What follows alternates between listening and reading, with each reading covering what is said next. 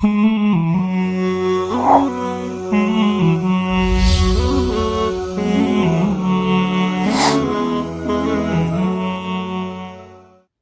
اللہ الرحمن الرحیم۔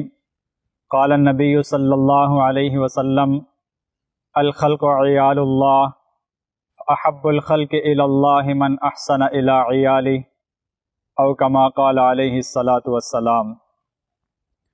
محترم ناظرین اور سامعین، نبی مکرم صلی اللہ علیہ وسلم ارشاد فرماتے ہیں الخلق عیال اللہ، مخلوق ساری کی ساری اللہ کا کنبہ ہے، اللہ کے خاندان کے افراد ہیں۔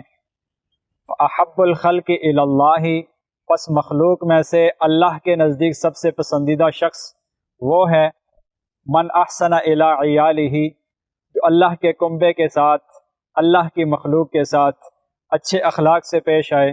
وہ شخص اللہ کے نزدیک سب سے پسندیدہ، سب سے زیادہ محبوب ہے۔ ہم دنیاوی اعتبار سے دیکھتے ہیں کہ اگر کوئی شخص ہمارے گھر والوں کے ساتھ اچھے انداز سے پیش آئے، اچھے اخلاق سے پیش آئے، ہمارے بچوں کے ساتھ، ہمارے چھوٹے بہن بھائیوں کے ساتھ، ہمارے گھر کے افراد کے ساتھ اگر کوئی شخص اچھے انداز سے پیش آئے تو ہم اس سے محبت کرتے ہیں، ہم اس کو اچھا سمجھتے ہیں۔ لیکن اس کے مقابلے میں اگر کوئی شخص ہمارے بچوں کے ساتھ ظلم یا زیادتی کرے یا ہمارے بھائیوں کے ساتھ ظلم زیادتی کرے تو ہم بھی اس کے دشمن بن جاتے ہیں، ہم بھی اس سے نفرت کرنے لگ جاتے ہیں۔ یہ دنیاوی ایک معاملہ ہے جو ہم افراد کے ساتھ کرتے ہیں۔